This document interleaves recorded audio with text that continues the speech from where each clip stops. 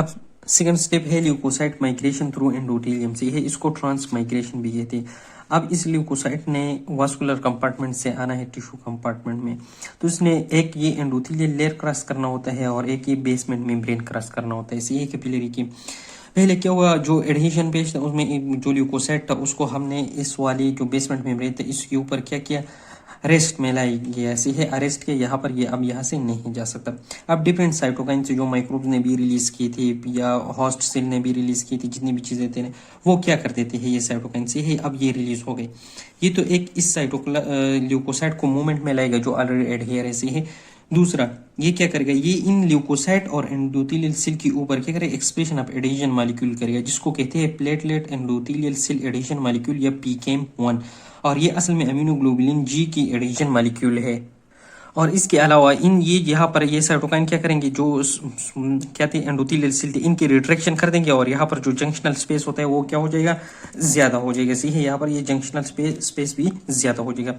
और जो molecule express हो गई PKM थे या जो एंडोथेलियल सेल पर भी एक्सप्रेस हो गए, और ये लेट से ये लिम्फोसाइट है, सही है, और इसके ऊपर ये सेल्स जो थी ये एक्सप्रेस हो गई, सॉरी रिसेप्टर्स है एडेशन मॉलिक्यूल, ये इस पर भी एक्सप्रेस हो जाती है, सही है, और यहाँ पर भी एक्सप्रेस हो जाती है।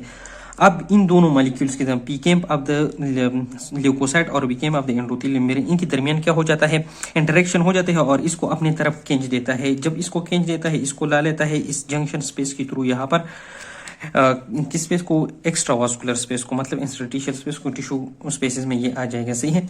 अब जब ये यहाँ पर आता है तो इसने तो ये तो बेसमेंट मेम्ब्रेन क्रॉस करने के लिए ये क्या कर देता है, ये ल्यूकोसाइट रिलीज करता है कोलिजिनेज एंजाइम को, सही है। जब ये कोलिजिनेज एंजाइम रिलीज हो जाते हैं, ये इसमें सुराख कर देता है। जब इसमें सुराख कर देता है तो यहाँ से ये आ जाता है कहाँ पर, इस जगह पर ये ल्यूकोसाइट पहुंच जाता है। अब बुक में देखिए ये यहाँ पर जो था अरेस्टेड फॉर्म में था, फिर साइटोकाइन आ गई, इसके ऊपर इस PKM मॉलिक्यूल की एक्सप्रेस की, एंडोथेलियल स्पेस पर भी एक्सप्रेस की, इसने कोलिजिनेज एंजाइम रिलीज किया, जो बेसमेंट मेम्ब्रेन था उसमें भी सुरख कर दिया और इसके थ्रू फिर ये स्क्वीज हो गया, सही है, यहाँ पर आ गया। अब इस प्रोसेस को क्या कहते हैं, ल्यूकोसाइट माइग्रेशन थ्रू एंडोथेलियम, और इसको दूसरा नाम डायबिटीज भी बोलते हैं, सही है। और ये इंजरी इतनी ज्यादा नहीं होती कि इसको विसल हो गया कोई इंजर करे, सही है, ये बहुत ज्यादा जो होता है ना आसानी से होता है। कीमोटेक्सिस ऑफ ल्यूकोसाइट, अब ल्यूकोसाइट जो था ब्लड स्ट्रीम से बाहर टिश्यू स्पेसेस में आ गया, सही है।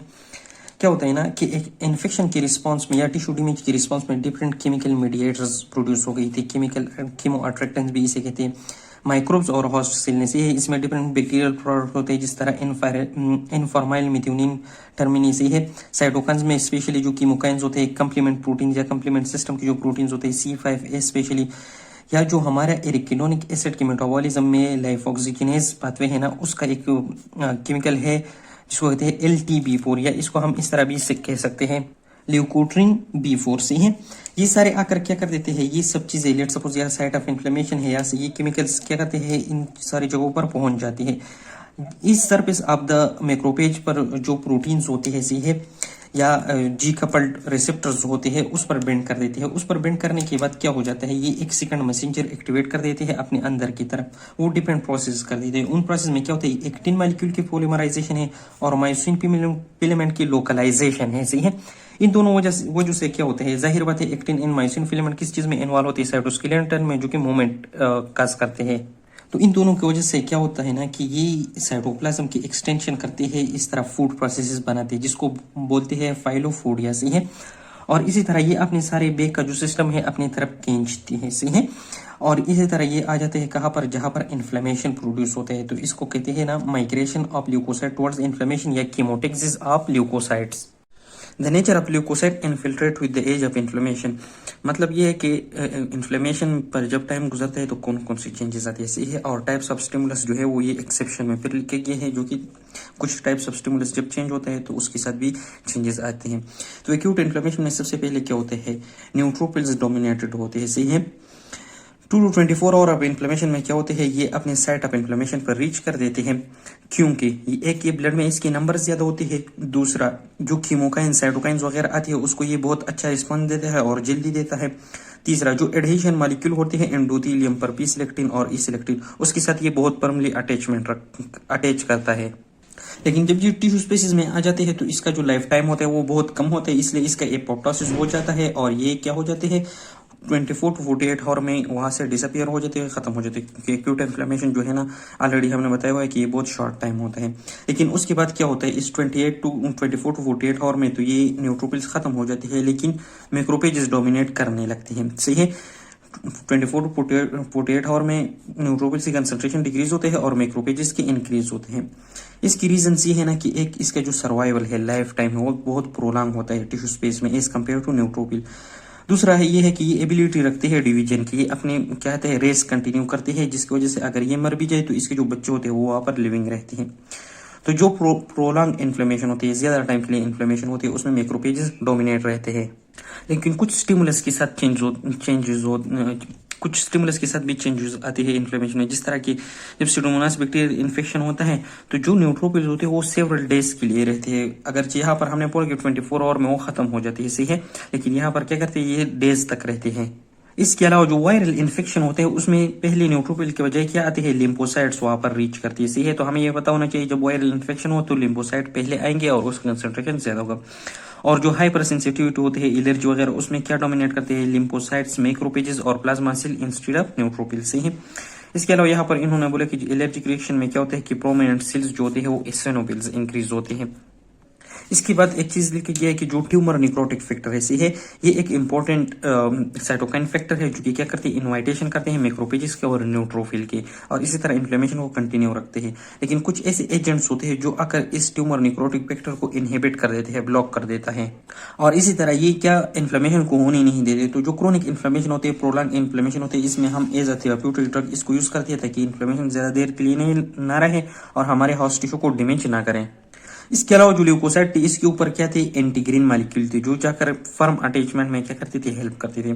इसकी भी एंटागोनिस्ट होते हैं जो आकर इसको अटैच हो जाते हैं और इस सही है, और इसको एंडोथेलियम के साथ फर्म एडिशन नहीं देते। इसी तरह भी हम इन्फ्लेमेशन को कंट्रोल कर सकते हैं। अब यहाँ पर leukocyte recruitment to site of inflammation की समरी लिखी गई। पहले क्या कहते हैं, जो ल्यूकोसाइट होते हैं वो ब्लड के थ्रू ही जाती है उस जगह को जहां पर इन्फेक्शन होती है टिश्यू स्पेसिस में, कि वहां पर अपना फंक्शन क्या करे, परफॉर्म कर सके और माइक्रोब को वहां से एलिमिनेट करे।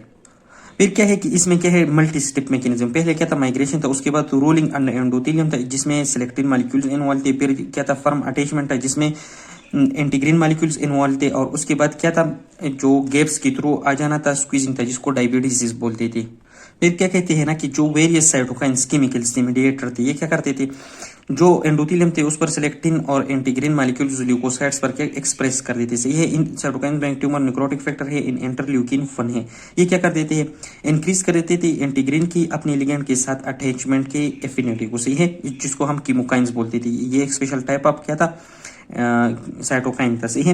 फिर क्या कहते हैं, जो टिश्यू मैक्रोफेजेस होती है वो पैथोजन की तरफ माइग्रेशन करते हैं, वो भी किस चीज की थ्रू करते हैं, डिफरेंट साइटोकाइंस और केमिकल्स होते हैं, सही है। अब जब इन्फ्लेमेशन हो जाते हैं तो सबसे पहले डोमिनेट करने वाले सेल्स जो होते हैं वो न्यूट्रोफिल्स होते हैं, और बाद में ये न्यूट्रोफिल्स रिप्लेस हो जाते हैं बाय माइनोसाइट एंड मैक्रोफेजेस। अब एक ये ग्राफ है, इसमें क्या होता है कि सबसे पहले जब इन्फ्लेमेशन हो जाती है तो वहां पर कैपिलरीज परमेबिलिटी इंक्रीज हो जाती है और डिफरेंट फ्लूइड टिश्यू स्पेसिस में आ जाता है, जिससे के साथ क्या हो जाता है, एडिमा हो जाता है। सबसे पहले क्या ये स्टेप होता है।